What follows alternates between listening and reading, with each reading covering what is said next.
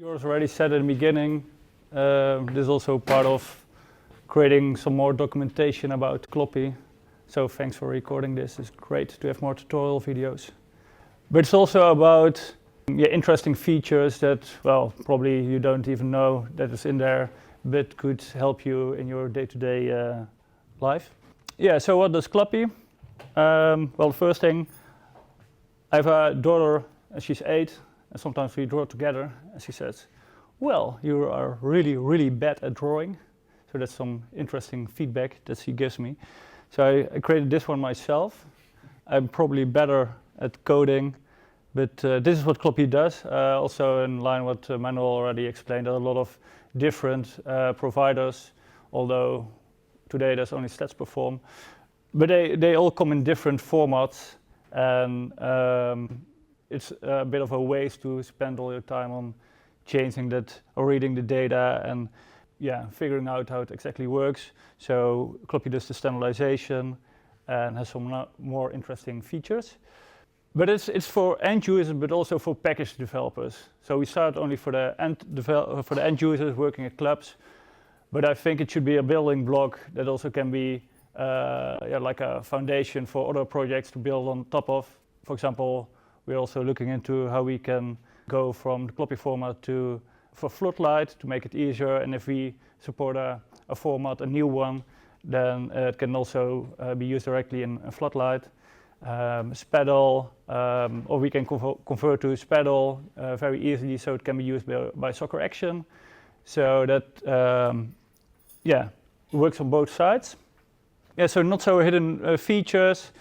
We have a couple of them, the 2 DataFrame, how it can be used, aggregations, event factory, transformations, and pattern matching. I wanted to do live coding, but live coding always goes wrong and never works when you attach your own laptop. So I did some coding and I created some screenshots, and I'm really happy to see that people all liked all the code from previous presentations. So from now on, it will be kind of live coding, but not really live. So the first one is how we set it up. Oh, you can see I made screenshots from Jupyter notebooks, still missed them. Okay, never mind. So this is one of the game, but this is how you load a game. It's pretty easy.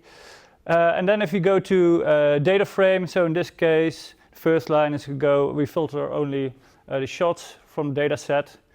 And then we go to Polars DataFrame. Not sure, does anyone use Polars? Cool, yeah. Someone uses Pandas? Someone uses some different tool? No? Okay. In this presentation, I only used the Polars engine because I think it's a bit better than Pandas, but well, not really an opinion. But if you go to a data frame, you can specify the player ID, but you can also say, well, in this case, I want some other stuff. I want a player, and I also want to know if it's a goal. You can just pass a lambda or some other different function in, and then it will change it. You can use like patterns for all kind of fields. In Kloppy, we use like all kind of objects with relationships in it. So we could easily say, well, I want a shot, but for the shot, I want a previous pass. And then Kloppy will figure out in the chain of events what it was. And then the result, it would look like this one. And then you can use it for further analysis. And you would see then it includes the previous pass player in this case.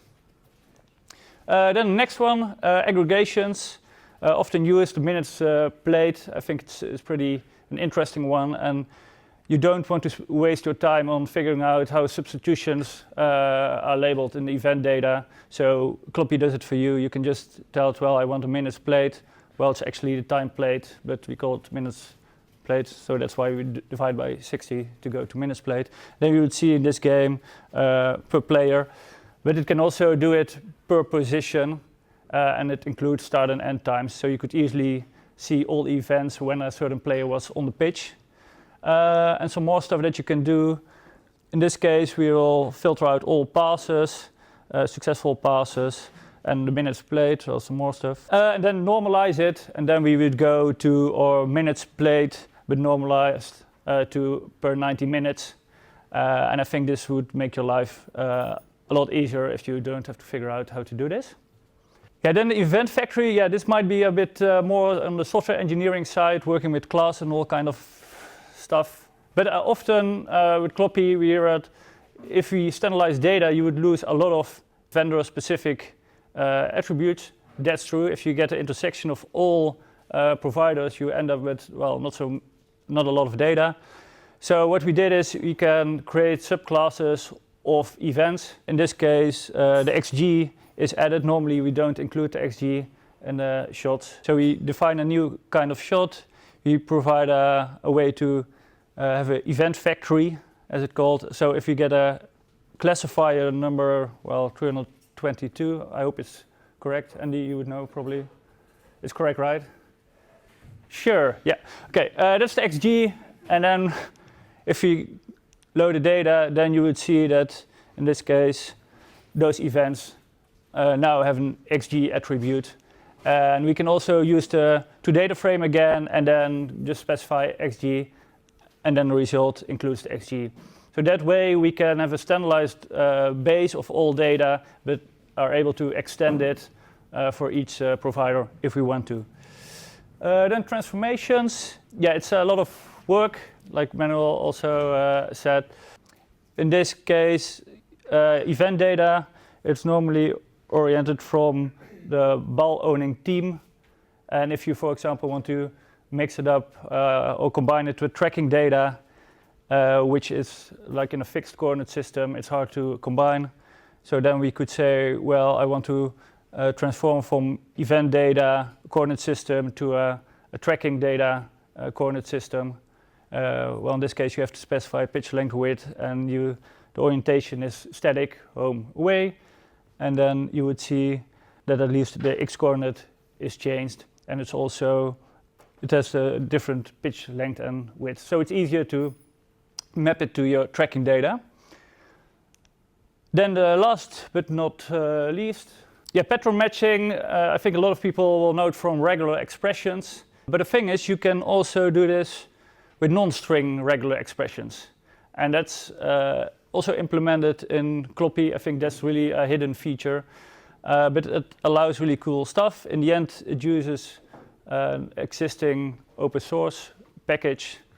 And included is the ball recovered within 10 seconds. The code is even a bit longer, but it didn't fit on the screen. It's in the GitHub repository, so you can check it out. But it uses the same way of working for regular expressions, but then applied to, for example, event data, which you could also apply to tracking data. And then we just run the pattern on an existing data set. Well, in this case, we also capture if it was successful or not. Well, yeah, and then we get some data out. And it's interesting, you can define a new pattern, run it on your entire data set, and, well, see how it works. Kloppy also includes a way to run such a pattern and output like a XML file that you could open with your video analysis tool. And then it's also useful for video analysis people. Yeah, so resume, it's for the end users and for the developers, and mostly also for developers would be really interesting to learn more about how it can be used. With the Building Bridges initiative, it's already bringing people together, but we can create some great big steps there and build more Lego blocks so everyone becomes this happy little kid.